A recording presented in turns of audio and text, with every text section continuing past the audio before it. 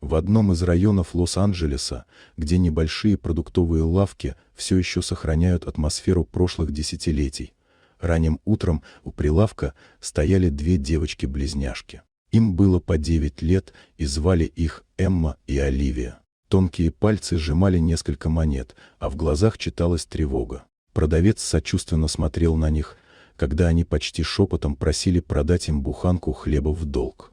В магазине в тот момент случайно оказался мужчина в дорогом пальто. Его звали Ричард Харпер, влиятельный предприниматель, имя которого знали во всем городе. Он пришел по дороге навстречу просто купить кофе. Но вместо обычного утреннего шума он услышал детские голоса, полные мольбы и стеснения. Ричард подошел ближе.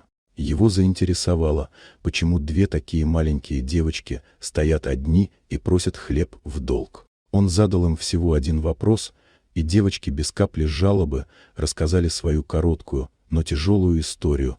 Они живут с мамой, которая с утра до позднего вечера работает, чтобы оплатить жилье, еду и все необходимое. Но денег все равно не хватает. Иногда им приходится пропускать обеды, а хлеб – уже редкое угощение. Миллионер был глубоко тронут. В их голосах не было жалоб, только факты и детская искренность. Он не стал задавать лишних вопросов, не начал читать нотаций. Вместо этого он достал из кошелька $2000 и протянул их девочкам. Это был не жест показного благородства, а поступок, рожденный из глубоко личного порыва, напоминание себе, что добро все еще имеет значение. Эмма и Оливия были ошеломлены и безмерно благодарны.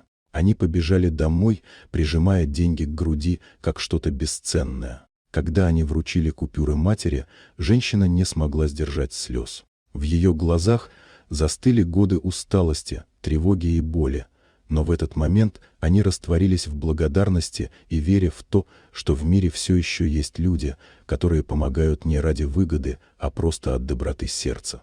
С того дня в их доме снова появился хлеб.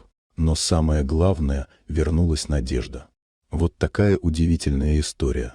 Дорогие друзья, если вам понравилось видео, поставьте лайк, а также подписывайтесь на канал, впереди еще много интересного.